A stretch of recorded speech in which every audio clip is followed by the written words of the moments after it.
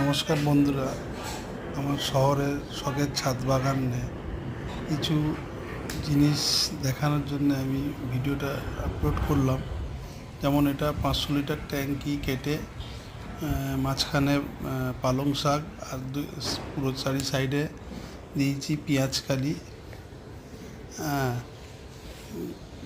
তারপরে আমার বেগুন গাছগুলো কিছুটা, এরপরে ফুলকপি যে চাষিরা যেমন তৈরি করে তেমনভাবেই ততটাই বড় তৈরি করা ফুলকপি,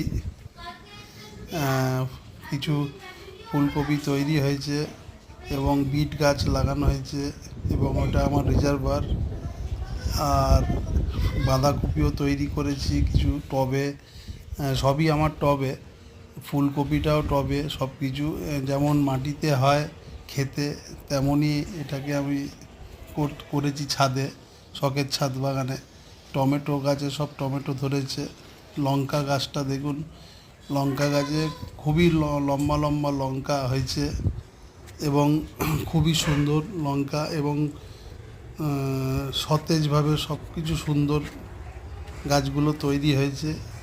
এদের খোরাক দিতে হয় খুবই পরিমাণে ভালোভাবে, প্রত্যেক সপ্তাহে দিতে হয়। বেগুনগুলোও খুবই সুন্দর।